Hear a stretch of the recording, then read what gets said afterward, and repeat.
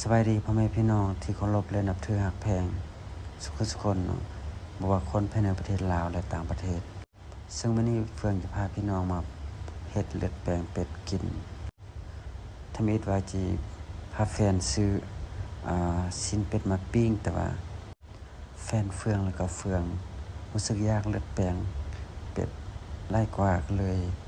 ซื้อเลือดแปลงเป็ดมาแล้วก็ปกติเฟื่องจะซื้อมีตับไตใส่เนาะแล้วก็ซีนปนนิดนึงแต่ว่ามื้อนี้ตับไตใส่หมดก็เลยเอาแต่ตับแต่มันอาจจะบ่คักปานใดแต่ว่าก็น่าจะแซ่บคือเก่าหั่นแหละเพราะเฟื่องเป็นคนที่มักแต่งกินอยู่แล้วอาหารแบบใดก็แต่งก็พอกินได้อยู่ในเครื่องปรุงของเลือดแปลงมันเทื่อนี้จะบ่มีผักครบก็ตามแต่ว่าก็ยังมีผักบัวแล้วก็หอมน้ำแล้วก็หอมปลอมแล้วก็เบอร์กี้ฮูดนั้นเฟื่องจีคั่วใส่น้ำตับมันเลยเนาะแล้วก็ผักเทียมปกติเฟื่องส่วนผสมของเลือดแปลงเฟื่องจะเอาตับแล้วก็ใส่แล้วก็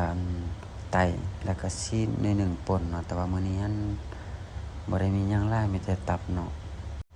แต่ว่าก็น่าจะแซ่บอยู่น่าจะพอกินได้อยู่เพราะเฟื่องเป็นคนที่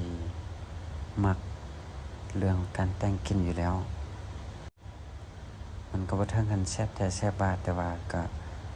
พอกินได้จังได๋ก็แซ่บคือเก่าอันแหละเนาะเฮ็ดเลือดแปลงเทื่อนี้จะเฮ็ดกินละบ่ได้แกมเหล้าแกมเบียร์หยังดอก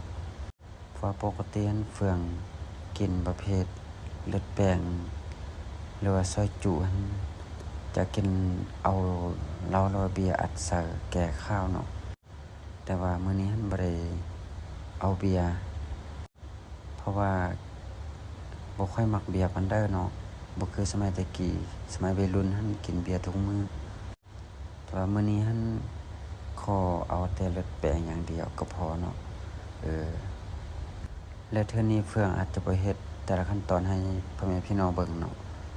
แต่ว่ามื้อหน้าเฟื่องจะเฮ็ดแต่ละขั้นตอนให้พ่อแม่พี่น้องเบิ่งสำหรับบางคนที่ยังบ่เคยเฮ็ดเลือดแปลงมื้อนี้ก็ฟ้าวเด้อยากเข้าแฮงเลยบ่ทันเฮ็ดแต่ละขั้นตอนให้เบิ่งบ่ทันถือกล้องถ่ายให้เบิ่งเนาะนี่หน้าตาประมาณนี้นั่นแหละลุยจวดเลย